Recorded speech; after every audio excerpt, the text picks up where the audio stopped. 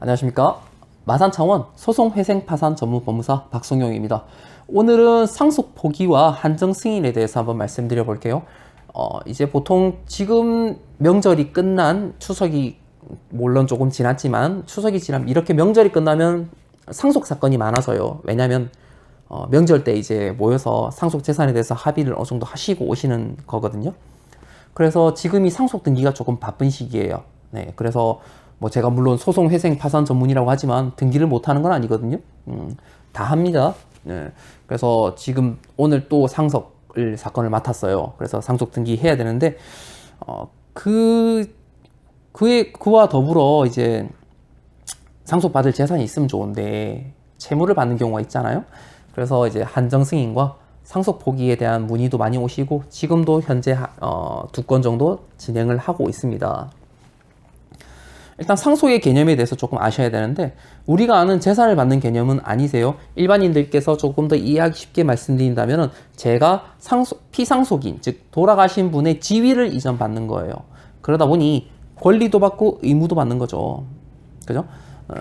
그렇기 때문에 재산만 받는 개념이 아니다. 결국 빚도 재산이라고 하면 재산이니까 그것도 이제 받아버리는 거예요. 의무를 받는 거니까. 그래서 이제 상속 포기와 한정 승인을 하게 됩니다. 상속 포기라는 거는 내가 이러한 피상속인의 지위를 이전받는 이 지위를 포기하겠다는 거예요. 권리도 의무도. 그리고 한정 승인은 내가 이 지위는 이전받겠는데 내가 부담해야 될 상속 그 채무의 책임은 내가 받은 상속 재산에 한한다. 이거거든요. 이 미묘한 차이가 있는데 이게 어떤 큰 파장을 가져오냐면 상속 포기는 내가 포기했기 때문에 다음 순위로 넘어갑니다.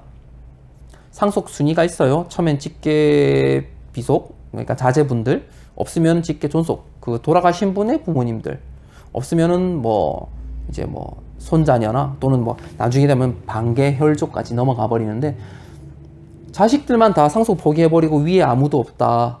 그런 경우에는 그 채무가 손자녀들한테 가버리는 거예요. 그렇기 때문에 상속 포기를 할 거라는 건 단순히 나만 안 받으면 되는, 즉 재산이 많이 있는데 그 중에서 내가 어떠한 채무가 있어서 내 개인 채무가 있어서 상속을 받아봐야 채권자들이 가져가 버릴 거다. 그래서 나 안 받을래 하실 때는 상속 포기가 맞으세요. 또는 한정 승인과 이제 같이 진행을 하신 경우에는 상속 포기가 많이 사용되십니다.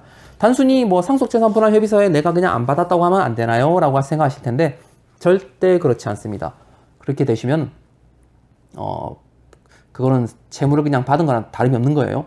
그래서 법적인 상속 포기와 한정 승인을 거치셔야 된다.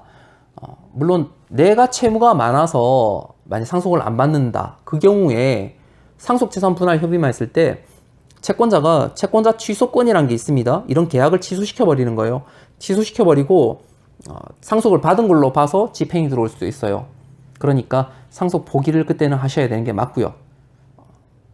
제가 지금 채무 면탈을 설명드리는 건가요? 여러분 내가 진 빚은 갚으시는 게 맞는 거예요. 예, 갚으셔야 돼요.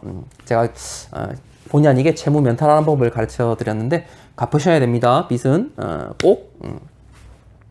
그리고 한정 승인은 방금 전에 제가 말씀드렸을 때 상속 순위에 따라서 운이 없으면 손자녀들이 재산을 받는다고 말씀을 드렸어요. 왜냐면 돌아가신 분의 배우자는 이 상속 순위에서 따라가는 거거든요. 즉 자식들이 상속받을 때 배우자가 그 자식들한테 상속을 따라갑니다. 순위가. 그리고 직계존속, 즉 돌아가신 분의 부모님한테 갈 때도 배우자는 순위에 따라가는 거예요. 만약에 다 포기하거나 없다. 그러면 손자녀와 그 배우자가 공동상속을 해버리는 사태가 발생을 해요. 그렇기 때문에 보통 이제 이런 채무를 없애기 위해선 방금 전에 말씀드렸던 그런 내 개인 채무에 있어서 채무 면탈하고는 개념이 다른 거죠. 이거는 어디까지나 돌아가신 분의 빚인 거니까.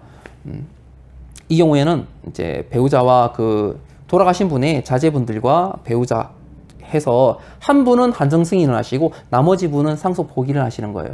그러면은 상속 포기하셨던 분들의 지분이 한정 승인권자에게 넘어가겠죠. 그럼 한정 승인 하신 분이 이제 한정 승인 하심으로써 이제 채무를 내가 받은 재산에 한정한다고 이제 책임을 이제 받는 거예요. 책임을 이제 그 정도만 지시는 거예요. 물론 여러 상속인이 동시에 한정 승인 들어가셔도 상관은 없으세요. 그런데 그렇게 되면 절차가 너무 복잡해지니까 보통 이제 한 분에게 이제 몰아주기 식으로 해서 진행을 하게 됩니다. 한정 승인을 하게 되면 이제 그 효과는 아까 제가 책임을 제한한다고 말씀드렸잖아요. 그죠? 실질적으로 채무는 상속을 받은 게 맞아요. 맞기 때문에 단지 내가 상속받은 재산에 의해서만 딱 그 정도만 책임을 지겠다는 거고, 그럼 나머지 채무는 어떻게 되느냐? 자연채무가 됩니다. 자연채무. 자연채무라는 거는 상대방에게 청구할 수 없는 채무를 말해요. 우리가 돈을 달라 하다가 안 되면 어떻게 해요? 소송을 하죠. 이런 소송을 할 수 없는 채무라고 보시면 돼요.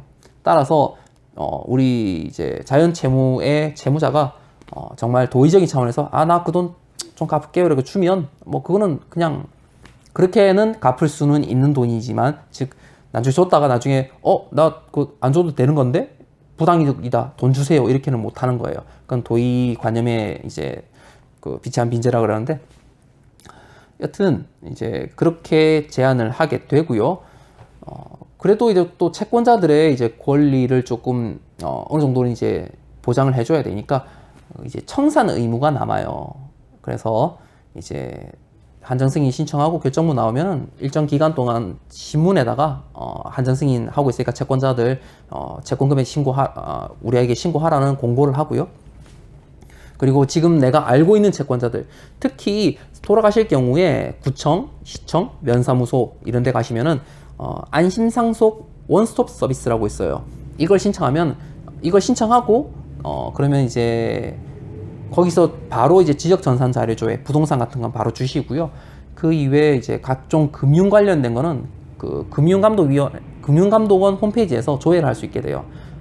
바로는 안 되고요. 한 20일 정도 지나서 조회하시면은, 15일에서 20일 지나서 조회하시면은 이제 빚과 뭐 예금 이런 게 다 나오거든요. 그런 나온 부분에 있어서는 우리가 일일이 다 내용 증명을 보내고 채권 신고하라고 해줘야 되는 거예요. 그렇게 해서 채권 신고를 이제 채무를 이제 취합을 하고, 그리고 이제 재산 예금도 다 인출해서 한 곳으로 모으고, 그리고 부동산 같은 거는 이제 상속 재산 이제 그 청산을 위한 경매를 신청해요. 그래서 경매를 해서 그 경매 대가를 또 모아서 채권자들이 신고한 그 채권 금액의 비율을 나눠서 이제 나눠줌으로써 청산 절차를 거치게 됩니다. 엄청 복잡하죠. 그래서 한정 승인만 해주는 법무사님도 계세요. 청산하기 싫어서. 그러니까 청산까지 해주는 법무사를 찾으시면은 훨씬 좋으시다. 상속인 보고 청산하라는 데도 있습니다. 근데 그건 조금 이제 업무 스타일의 차이인 거니까요. 그리고 그런 게 하기 어렵다면은 상속재산 파산 신청도 있습니다. 파산 신청. 그것도 마찬가지로 이제 법무사님들 중에 청산하는 것까지를 다 이제 업무에 이제 부담이 있다 보니까 못 하시겠다고 하시면 이제 그 상속재산 파산 신청을 하게 돼요. 그러면 법원에서 이제 선임된 파산관제인이 이제 사건을 청산까지 이끌어가게 돼요. 들어가는 비용은 아무래도 법무사가 청산해 주는 것보다는 상속재산 파산 신청이 돈이 조금 더 들어가요. 뭐 몇십만 원 정도 좀 더 들어간다 보시면 되고요. 일단은 지금 제가 이제 한정승인 이제 절차에 대해서 한번 말씀드려 봤어요.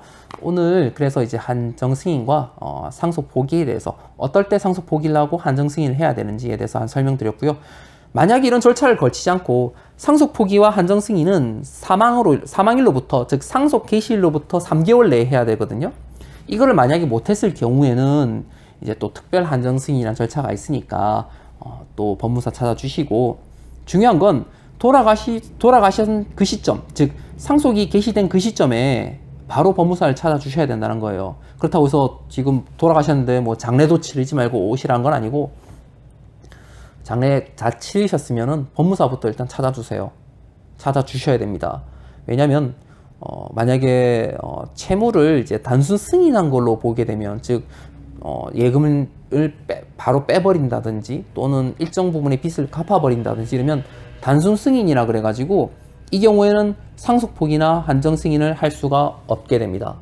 따라서 상속받을 재산이 있으시면 어차피 등기해야 되니까 법무사 찾아주시고, 상속 재산 받을 재산이 없다면 그건 또 그거 나름대로 한정 승인을 해야 될 수도 있거든요. 지금 저한테 한정 승인 한 분 오신 분이 아버님 채무가 뭐 부동산은 한 2억 원쯤 되시고 채무는 한 3억 된다고 하셨는데, 오픈해 보니까 4억이 넘어가요. 그러니까 모르는 빚이 있는 거예요. 심지어 아까 말씀드린 안심상속 서비스에서 나오는 그 채무만 있으면 다행인데, 그것만 있으면 다행이란 말이죠. 그럼 그거 갖고 변제하면 다행인데, 문제는 개인 간의 채무 이런 거는 알 수가 없잖아요. 조회에도 안 나와요. 모르죠, 당연히. 그건 어디 뭐 공시되는 것도 아니고 어디 가서 차용증이나 뭐 이런 거 써줬는지 알 수가 없지 않습니까?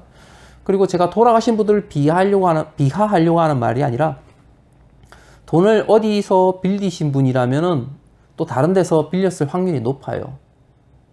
그렇기 때문에 나 뭐 받을 재산 없는데 이러고 그냥 넘어갈 게 아니라 꼭 법무사와 상의를 하셔야 된다는 거예요. 그렇지 않으면 정말 나중에 돌이킬 수 없는 불이익을 받게 된다. 고 오늘 조금 좀 무거운 말씀 드리면서 오늘의 영상은 이 정도로 마감을 하도록 하겠습니다. 네, 여기까지 마산창원 상속이 들어갔네요, 갑자기. 네, 상속, 소송, 회생, 파산 전문 법무사 박성용이었습니다. 감사합니다.